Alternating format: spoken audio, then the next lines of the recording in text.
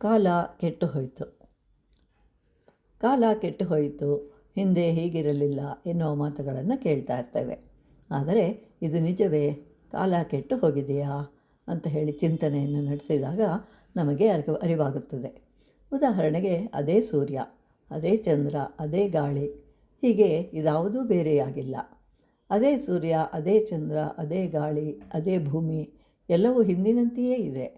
ಹಾಗಾದರೆ ಈ ಕಲಿಯುಗ ಯಾವಾಗ ಸತ್ಯಯುಗವಾಗುತ್ತದೆ ಅಂತಂದರೆ, ನಾವು ಯಾರನ್ನು ದ್ವೇಷಿಸಬಾರದು, ಎಲ್ಲರಲ್ಲೂ ಸ್ವಲ್ಪ ಪ್ರೇಮ, ಮಾತುಗಳಲ್ಲಿ ಒಂದೆರಡು ಹಿತನುಡಿಗಳು, ದುಃಖಿತರಿಗೆ ಸಾಂತ್ವನಗೊಳಿಸುವುದು. ಮಾತಿನಲ್ಲಿ ತೀಕ್ಷ್ಣತೆ ಇರುತ್ತದೆ. ಅಂತಹ ಒಂದೆರಡು ಮಾತುಗಳು ಹೆಚ್ಚಿನ ಪ್ರಭಾವವನ್ನು ಬೀರುತ್ತೆ. ಕೆಲವೊಮ್ಮೆ ಬದುಕಿನ ದಿಕ್ಕನ್ನೇ ಬದಲಾಯಿಸುತ್ತದೆ. ಇದೇ ಸತ್ಯಯುಗ. ಬಹಳ ಹಿಂದೆ ಇದ್ದದ್ದು ಸತ್ಯಯುಗ, ಅದಾದ ನಂತರದ್ದು ಕೃತಯುಗ, ಅದು ಮುಗಿದ ನಂತರ ಬರುವುದೇ ದ್ವಾಪರ ಯುಗ, ನಂತರ ಬರುವುದು ಕಲಿಯುಗ ಅಂತ ಹೇಳ್ತಾ ಇರ್ತೇವೆ. ಆದರೆ ಹಾಗಲ್ಲ. ಯಾವಾಗ ನಮ್ಮ ಹೃದಯದಲ್ಲಿ ಸ್ವಲ್ಪ ಪ್ರೇಮ, ಮಾತಿನಲ್ಲಿ ಹಿತನುಡಿಗಳು, ದುಃಖಿತರನ್ನು ಸಾಂತ್ವನಗೊಳಿಸುವುದು ಇರುವುದೋ ಅದೇ ಆಗಲೇ ಸತ್ಯಯುಗ. ಇಂತಹವರು ಈಗಲೂ ಇದ್ದಾರೆ. ಆದ್ದರಿಂದ ಕಾಲ ಕೆಟ್ಟಿಲ್ಲ.